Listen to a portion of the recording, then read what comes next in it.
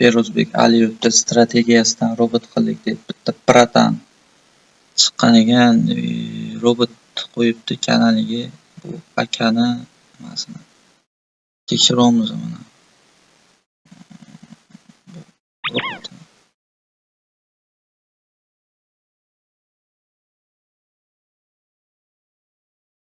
Super robot maniki, bu nima? Mana bu MetaTrader 5 dagi brat roboti. Feruzbek Aliyevni nimasidan. Bu robotning logikasi yomonga o'xshamayapti, lekin bu risk menejmentga вообще amal qilmas ekanda bu robot. O'qishlarini ko'rsanglar bo'ladi, tez. Mayli. Так, последний год. Mayli, hash biramiz. Kichikroq timerga qo'yamiz. M5 ga qo'yamiz.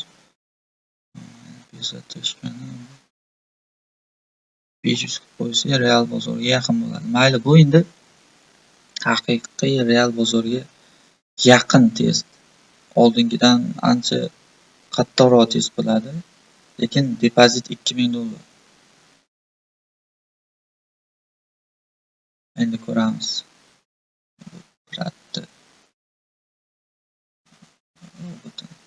Endi birodar robotni yomonlash emas, endi просто test qilib ko'ryapman.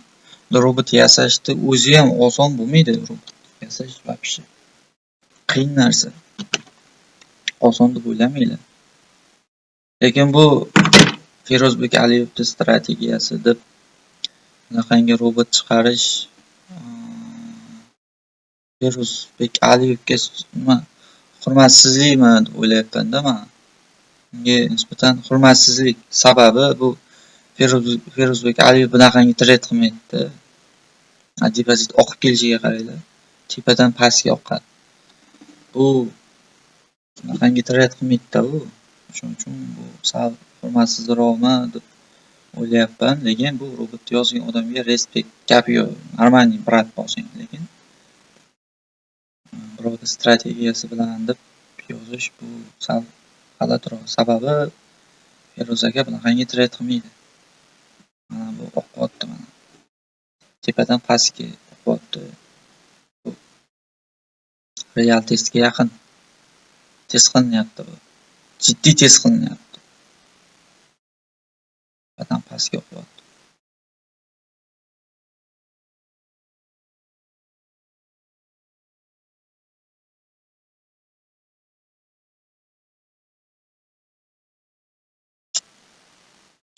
Grafik ko'rsanglar bo'ladi. Yana bitta joyi depozitni o'qimayapti bu bratan. Depozitga qarab lot ochmayapti. $2000ligida ham 001 ochyapti. Hozir $1000 tushdi. Bunda ham o'sha 001 lotdan ochyapti. Maylini 0.2 ga chiqdi. 0.1 ochyapti. Bu depozitga qarab lot ochmayapti. O'shaning uchun bu robot uzoq yashamaydi. Mana tepadan pastga o'qyapti mana. Pastdagi nimani ko'rsanglar bo'ladi.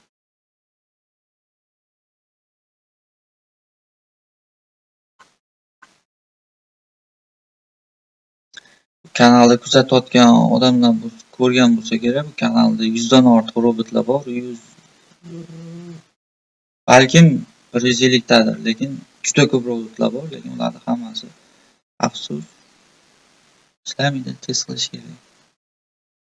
Men ulardan anchasini test qilganman, ko'pisi ishlamaydi, xafa bo'lmanglar. Bu men o'zim robotim. O'zim robotni men MetaTrader'da test bo'lyapti. Ko'rsanglar bo'ladi, bu normal ishlayapti.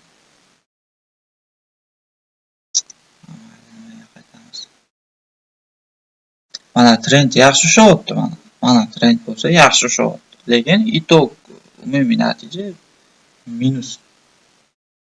Mana bu foydani ham shop olib yopdi, lekin bu umumiy natija minus bo'lyapti. Mana tepadan pastga qarab oqyapti. Qo'shimcha filtrlar qo'yish kerak buni. Risk management va depozitga qarab lot ochadigan qilib qo'yish kerak buni. Bo'lmasa bu ishlatishga yaroqsiz. Feruz akani o'zi ko'rsa ham yig'lab yuborsa kerak buni. Buni ham trend qilmayman deb. Trend bo'lsa yaxshi ushlaydi, lekin qo'shimcha filtrlar yo'q bunda. To'g'risi, qo'shimcha filtrlar yo'q. Trend ushagani bu depozit tushgan sari lotni oshiryaptimi, nimadirlar qilyapti-da bu.